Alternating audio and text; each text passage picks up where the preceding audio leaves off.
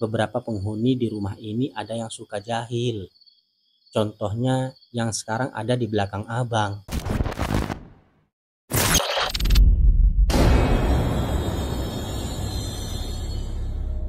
Assalamualaikum warahmatullahi wabarakatuh. Selamat datang kembali di Mistis Channel. Di video ini saya akan membacakan sebuah cerita horor yang ditulis di Twitter oleh akun @horrorism13. Cerita ini berjudul Mengapa Harus Adikku. Kisah ini menceritakan sebuah keluarga yang menempati rumah baru. Rumah yang baru mereka beli itu ternyata telah dihuni oleh makhluk-makhluk tak kasat mata. Bagaimana kisah selengkapnya? Yuk kita bahas. Oh iya, untuk kalian yang ingin membaca sendiri ceritanya, silahkan klik link yang tercantum di kolom deskripsi. Karena sensasi mendengar dan membaca itu berbeda. Jadi buat yang lebih suka membaca, silahkan langsung cus ke sumber ceritanya ya. Dan untuk kalian yang sudah tidak sabar ingin segera mendengarkan ceritanya, siapkan mental dan selamat mendengarkan.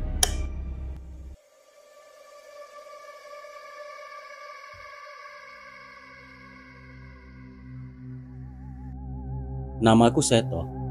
Aku akan berbagi pengalaman sedikit tentang aku dan keluargaku. Aku sekarang berumur 24 tahun dan aku memiliki adik yang jaraknya 3 tahun lebih muda dariku. Ayahku seorang pensiunan pegawai di salah satu BUMN di kotaku, dan ibuku seorang ibu rumah tangga biasa. Biasanya ibu membantu ayah mencari uang dengan berjualan online. Adikku bernama Fania, dan kami sekeluarga memanggilnya Deva. Deva adalah singkatan Devania, dan dia senang dipanggil itu. Aku akan bercerita tentang keluargaku beberapa tahun lalu. Aku lupa tepatnya tahun berapa. Yang jelas pada saat itu aku masih duduk di bangku kuliah semester 4 atau 5. Aku lupa. Pada saat yang bersamaan, ayahku akan pensiun. Dan tentunya semua fasilitas kantor yang diberikan ke ayahku ditarik dan dipindah tangankan. Termasuk rumah dan mobil dinas yang sekarang kami pakai. Kami harus mencari tempat tinggal baru. Meskipun ayahku memiliki tanah kosong. Tapi pasti ribet kalau harus dibangun dulu dan bla bla bla lainnya. Aku ikut ayah untuk hunting rumah baru. Ayah ingin yang harganya miring, tapi rumahnya besar dan bisa dihuni untuk 4-5 orang. Karena ibu yang sibuk dengan jualan online-nya dan adikku yang sedang belajar untuk menghadapi ujian, jadilah aku yang menemani ayah. Pada saat melihat rumah di salah satu perumahan, aku merasa rumahnya bagus. Katanya sih baru 2 bulan tidak dihuni. Besar dan mewah, dan harganya juga murah untuk rumah dan tanah yang sebegitu besarnya. Jadi, kenapa pemilik rumah sebelumnya pindah, Pak? Tanya ayahku ke orang yang dipasrahi kunci rumah tersebut. Beliau keluarga baru, Pak, dan baru punya anak 1. Jadinya terlalu luas untuk keluarga baru yang tinggal di sini. Jawab Pak Dadang, orang yang mengurus rumah ini. Kalau oke dan suka, ini saya kasih nomor dan alamat pemilik rumah, Pak. Tambahnya. Pak, boleh saya lihat dalamnya dulu? Tanyaku ke Pak Dadang. Oh, monggo mas, silahkan. Tanpa pikir panjang, aku langsung mengambil kunci dan masuk ke dalam. Awalnya biasa saja, hanya rumah kosong dan bau debu seperti rumah yang sudah ditinggal lama. Dan keanehan mulai aku rasakan. Aku yang notabene-nya tidak bisa merasakan hal-hal gaib, tiba-tiba melihat sosok perempuan berdiri di sudut ruangan. Dan tiba-tiba ada bayangan yang lewat di depan mataku. Aku kaget setengah mati dan membalikkan badanku. Saat aku berbalik, sudah ada ayah dan Pak Dadang di sana. Kenapa toh? Tanya ayahku. Gak apa-apa ya, jawabku. Enggak apa-apa kok ketakutan, tanya ayahku lagi. Beneran gak apa-apa, berdebu banget. Aku mau keluar dulu ya, jawabku sambil berjalan keluar ruangan. Dan saat aku mengintip dengan sudut mataku, tak ada apa-apa di sana. Mungkin halusinasiku saja, gumamku dalam hati. Aku semakin bertanya-tanya, Apa sebenarnya yang aku lihat tadi? Sambil merenung sambil aku mengecek HP-ku yang ternyata ada chat dari adikku. Bang, pulang nanti aku tanya soal fisika ya. Aku hanya memandangi chat dari adikku. Dan tepat saat itu juga, aku mendengar samar-samar suara orang berbicara. Rene ole, konconi aku. Aku melihat sekitar. Tak ada orang kecuali aku dan Pak Dadang juga ayah yang masih di dalam rumah. Aku sedikit merinding sebenarnya. Aku teringat mitos yang beredar. Jika kamu sedang berpergian dengan jumlah orang ganjil, maka berhati-hatilah. Karena kemungkinan jika tidak digenapi dengan mereka, atau ada yang hilang satu, agar jumlahnya genap. Tapi belum sempat memikirkan lebih dalam, ayah dan Pak Dadang keluar. Ayah berpamitan dan memasuki mobil yang terparkir. Gimana toh? Suka rumahnya? Tanya ayah. Nggak terlalu suka ya, luas banget.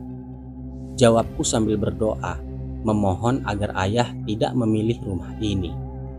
Lah, rumahnya bagus-bagus gitu kok, murah lagi harganya.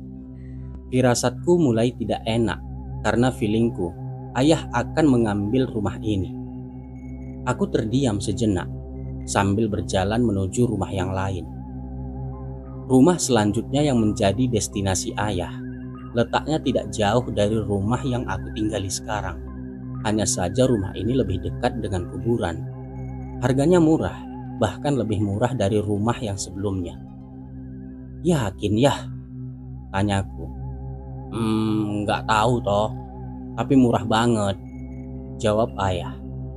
Murah, tapi deket sama makam tuh.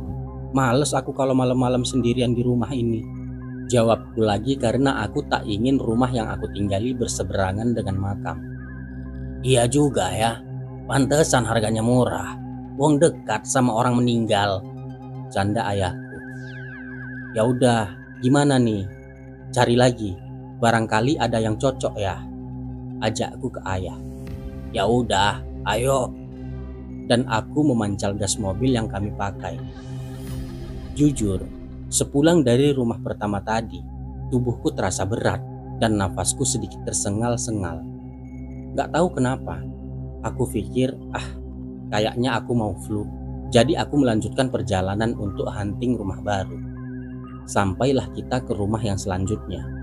Letaknya dekat dengan pusat kota. Dan saat kami sampai di depan rumah, aku melihat bapak-bapak yang sudah agak sepuh, tapi masih sehat. Permisi pak, sapa ayahku. Oh, enggi pak, cinten, jawab pria yang terlihat sedang membersihkan rumah tersebut. Saya Pak Joyo, apa benar rumah ini mau dijual pak? Tanya ayahku lagi.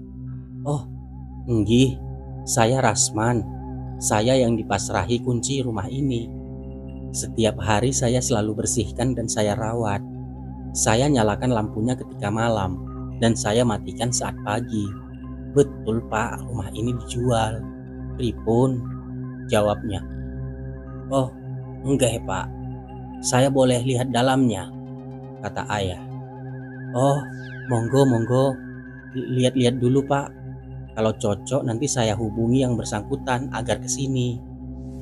Aku dan ayah masuk ke dalam.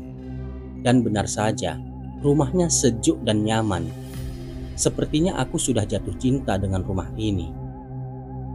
Ini aja ya, enak suasananya, dekat kota lagi. Ya nanti dulu, kita perlu negosiasi harga dulu, kata ayahku. Pripun pak, saya hubungi orangnya atau gimana? Tanya Pak Rasman. Nanti dulu saja pak, saya minta kontak yang bersangkutan saja. Barangkali harganya cocok, nanti saya ambil rumah ini, jawab ayahku. Setelah bertukar kontak, kami langsung pulang. Waktu itu sekitar jam 5 sore sampai aku sampai rumah. Sesampainya di rumah, hal-hal tidak mengenakkan sedikit demi sedikit mulai menggangguku. Assalamualaikum, salamku sambil membuka pintu rumah. Waalaikumsalam, jawab ibuku. Bang, Kok pucet banget? Tanya Deva padaku yang baru pulang. Iya, nggak tahu nih Dev, rasanya capek banget, jawabku. Ya udah bang, istirahat aja abang di kamar. Nanti Deva bikinin teh anget, kata Deva, adikku. Wih, baik banget kamu. Makasih ya. Hehe, candaku. Setelah itu aku langsung mandi dengan air hangat dan masuk ke kamar. Ternyata adikku Deva sedang di sana. Dev, ngapain? Abang mau ganti baju dulu. Keluar gih, kataku ke Deva. Tiba-tiba, tok tok tok. Bang, ini tehnya Deva taruh mana? Suara adikku dari balik pintu kamarku. Aku heran bukan main. Dan saat aku melihat di tempat Deva berdiri tadi, sudah tidak ada siapa-siapa di sana.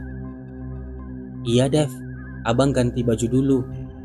Setelah beberapa saat, badanku mulai terasa panas, seperti orang yang sedang sakit.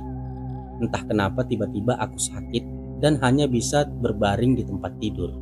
Untungnya semua orang baik padaku, terutama adikku, Deva. Dia sering menemaniku di kamar dengan pandangan lugunya. Deva cantik ya, masa belum punya pacar sih? Gumamku dalam hati.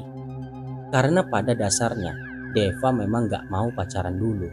Apalagi warna bola matanya yang berbeda. Yang kanan dan kiri memiliki warna bola mata yang berbeda. Tapi itu yang menurutku menjadi daya tarik Deva. Pada malam harinya, aku mendengar ada yang mengetuk pintu beberapa kali. Tapi aku biarkan. Paginya aku tanya ke adikku. Kamu ngapain sih semalam ngetok-ngetok pintu abang? Tanyaku ke Deva. Ih, abang orang Deva belajar buat ulangan hari ini. Deva bobok jam 2 malam bang. Ngapain juga ketok-ketok pintu abang? Males banget, candanya. Sepertinya memang bukan Deva. Apa ada yang lain di rumah ini sekarang? Gumamku dalam hati. Beberapa hari aku tak kunjung sembuh. Sampai-sampai sahabat baikku datang ke rumah bersama beberapa kawanku yang lain. Bagus namanya. Oh, sakit apa sih kamu sebenarnya? Tanya Bagus. Ya, flu biasa, gak apa-apa kok, jawabku. Kamu baru pergi-pergi ya, harusnya kamu hati-hati toh, tanya Bagus. Gimana bisa dia tahu aku pergi-pergi? Gumamku dalam hati. Tapi memang dasarnya Bagus memiliki sebuah kelebihan yang tidak orang lain miliki. Kata orang-orang sih, itu indera keenam. Tapi ya semoga saja kalau benar tidak digunakan untuk hal-hal yang tidak baik. Iya, tempo hari aku hunting rumah sama ayah. Ya, kamu tahu sendirilah, ayahku kan mau pensiun. Jadi harus cepet-cepet cari rumah tinggal yang baru. Lalu aku ceritakan semuanya, mulai dari aku melihat sosok wanita sampai aku sakit sekarang ini. Oh, jadi gitu.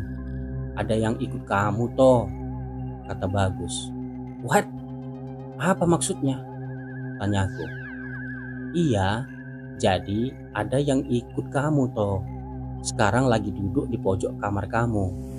Kalau nggak kamu usir, bakalan ngikutin kamu terus, kata Bagus.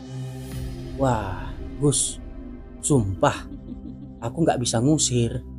Aku nggak bisa ngapa-ngapain, kataku bingung.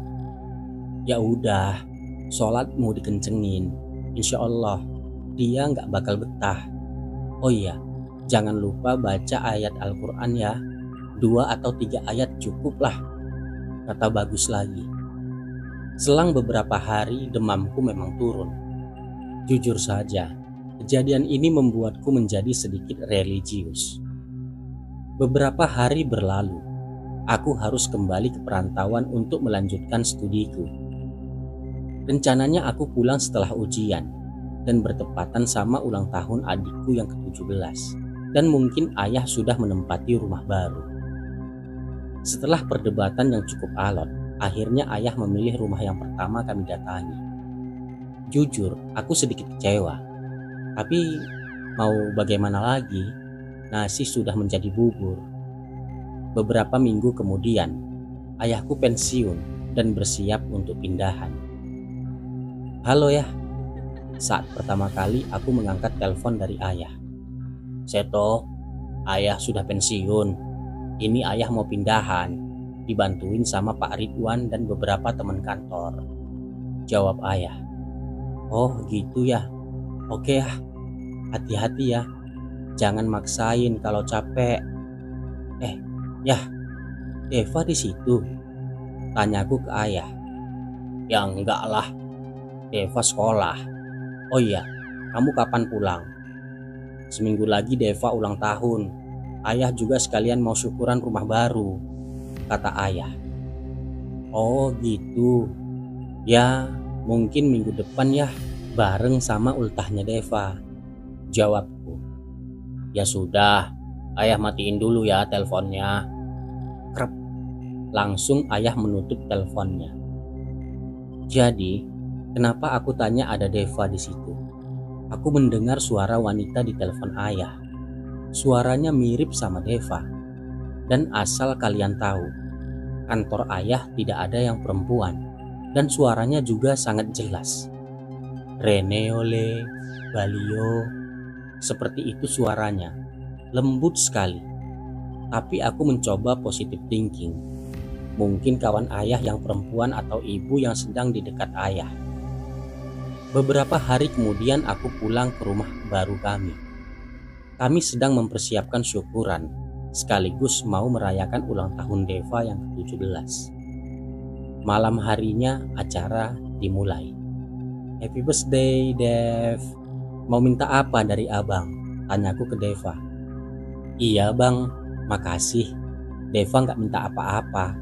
Deva pokoknya minta abang di dekat Deva terus," pinta Deva. "Iya Dev, abang bakalan jagain kamu semampu abang ya," jawabku sambil mengelus kepalanya. Sembari ayah syukuran rumah baru, sambil membaca doa-doa dan sebagainya. Acara malam ini selesai, berjalan dengan baik dan lancar. Tapi cerita tentang keluargaku di rumah baru ini baru saja dimulai. Keesokan harinya, yang kebetulan hari Minggu, aku sedang enak-enak rebahan di depan TV. Tiba-tiba Deva keluar dari kamar dan duduk di sebelahku. "Dev, makan, ntar dingin makanannya," suruhku ke Deva. "Iya bang, ntar dulu, Vania gak lapar," jawabnya dengan tatapan kosong. "Hah? Vania? Gak salah?" tanyaku heran. "Enggak bang," jawabnya dan tiba-tiba berdiri kembali ke kamar. Deva itu orangnya ceria dan cerewet banget. Dia itu suka guyon dan gak bisa diem. Tapi tiba-tiba dia menjadi pendiam dan gak banyak omong seperti biasanya. Membuatku makin merasa asing sama Deva. Terlebih lagi, dia memanggil dirinya sendiri dengan Vania. Hal yang gak pernah aku dengar sebelumnya. Membuatku menjadi bertanya-tanya, ada apa dengan Deva? Pandangannya kosong dan seperti bukan dirinya. Ya, Deva bukan Deva saat ini. Aku kenal betul dengan Deva. Ada apa? Apa karena pengaruh rumah baru ini? Aku juga tidak tahu. Beberapa hari kemudian, sepertinya Deva yang biasanya kembali. "Bang," panggil Deva sambil menepuk punggungku. "Ya Dev, kenapa?" tanyaku. "Sorry bang, kemarin sempat bikin abang khawatir. Deva tahu Deva salah." "Hah? Bang, kemarin itu bukan Deva," bisiknya. "Terus? Jangan keras-keras ya, ntar ketahuan mama. Pokoknya itu yang kemarin bukan Deva. Tapi Deva pengen abang jangan ngapa-ngapain dia ya bang," pinta Deva dan seketika itu juga Deva kembali ke kamarnya. Semakin bingung pikiranku. Apakah Mbak yang waktu itu merasuki Deva? Semuanya membingungkan. Malamnya aku iseng mengintip ke kamar Deva. sedikit membuka pintunya dan aku memergoki Deva sedang berbicara sendiri. Tolong, kamu, kamu, kamu, kamu jangan ganggu Fania. Fania sudah bahagia. Kenapa Deva ngomong sendiri? Sama siapa sih dia ngomong? Gumamku dalam hati. Saat benar-benar aku akan memasuki kamar Deva, tiba-tiba brak!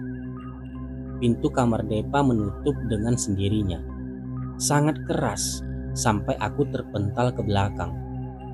Ayah dan mama langsung menghampiriku. Kenapa toh? Tanya mama dengan lembut. Gak apa-apa mah. Deva lagi agak marah kayaknya. Sambil aku berpikir, benarkah tadi itu Deva atau bukan? Siapa sebenarnya sih dia? Aku ingin cerita ke mama atau ayah, tapi aku benar-benar tidak bisa. Aku harap ini terakhir kalinya. Selang beberapa malam berikutnya, Deva menghampiri kamar tidurku, mengetuk seperti biasanya. Bang, sambil Deva mengetuk pintu. Ya, siapa? Tanyaku. Fania bang. Masuk aja.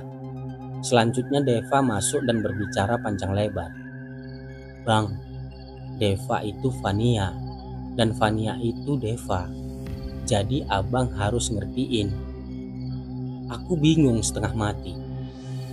Fania kesini cuma mau ngingetin abang sama Deva. Beberapa penghuni di rumah ini ada yang suka jahil. Contohnya yang sekarang ada di belakang abang. Aku makin bingung. Jujur saja, apa benar-benar ada sesuatu di belakangku?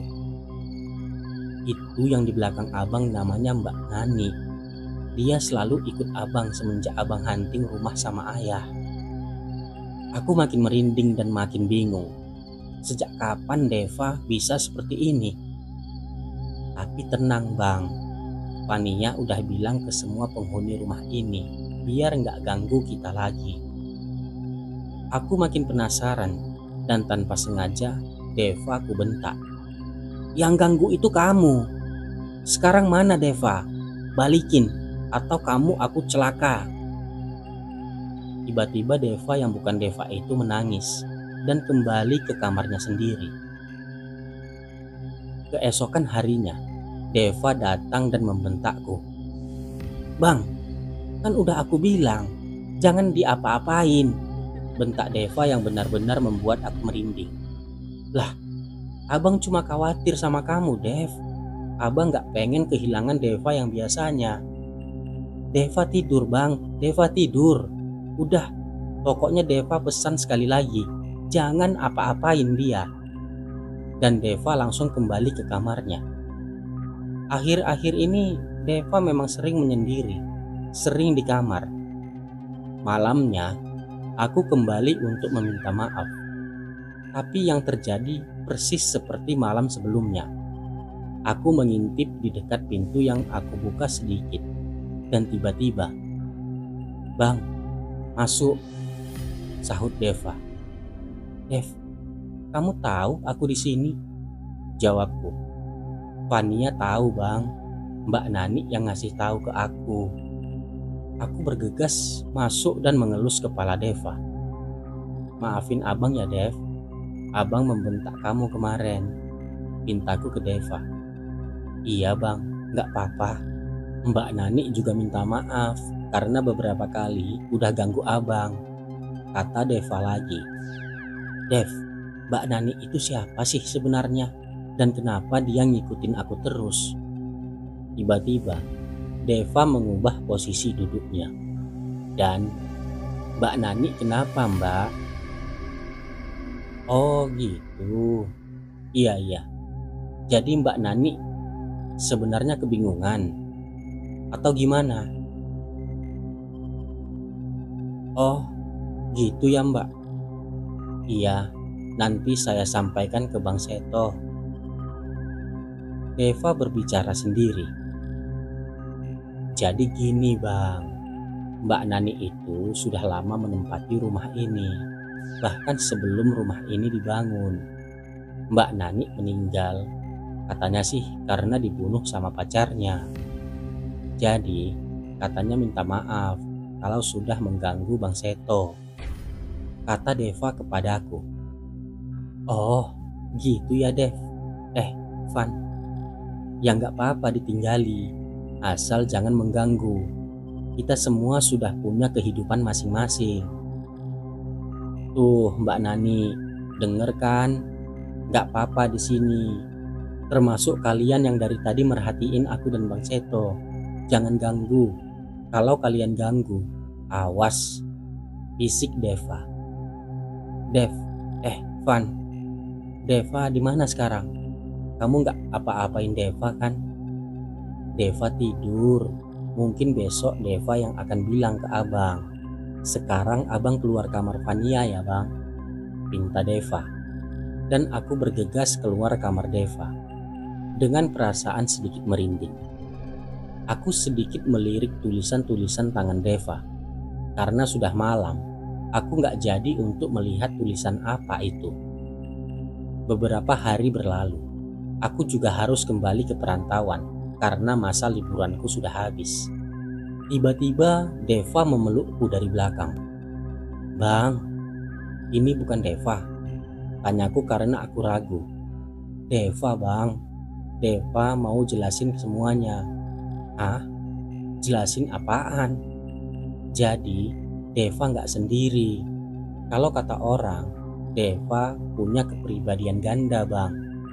Jadi Deva yang abang kenal, ya Deva yang kayak gini. Tapi pribadi Deva yang satunya, dia bisa lihat hal-hal yang gak bisa kita lihat bang, kata Deva panjang lebar. Oh gitu. Terus? Iya bang, setiap Deva tidur, dia terkadang bangun. Dan dia nulis beberapa pesan buat Deva. Terkadang kita juga suka bercerita lewat kertas itu. Saling tulis apa yang sudah kita lakukan selama kita bangun. Oh, jadi gitu. Gini aja deh, Dev. Aku kasih tahu mama sama ayah ya, biar tahu solusinya. Yang terbaik itu gimana, biar kamu gak terbebani juga. Deva gak terbebani kok bang. Deva seneng. Deva juga punya temen kalau abang gak di rumah. Tapi kalau untuk kasih tahu ayah sama mama, nggak apa-apa bang. Mungkin dengan ngomong ke mereka, aku jadi lebih bisa mengontrol emosiku. Dan selanjutnya, aku bercerita ke ayah dan mama tentang apa yang terjadi dari pertama kita menempati rumah ini. Sampai detik Deva mengaku.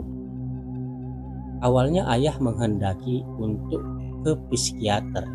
Tapi mama dan aku tidak setuju, karena aku malah makin membebani Deva.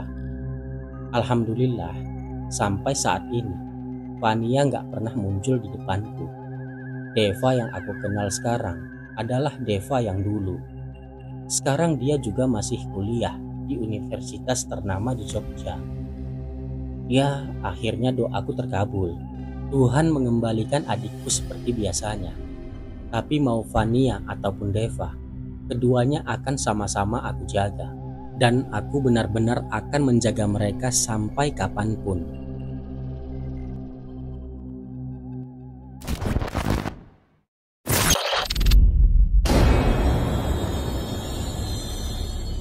Ya, itulah cerita yang ditulis di Twitter oleh akun @hororism13.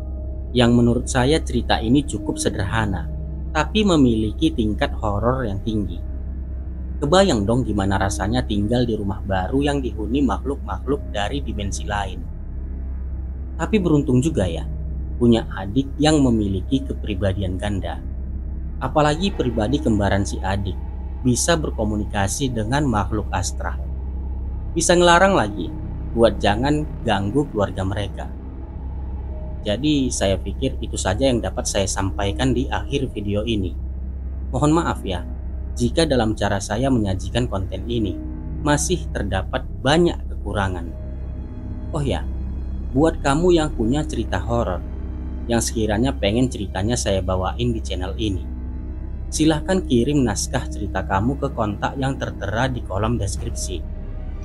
Akhir kata saya ucapkan ribuan terima kasih buat kalian yang sudah menonton video ini sampai selesai. Salam mistis, saya Bung Uya, sampai jumpa.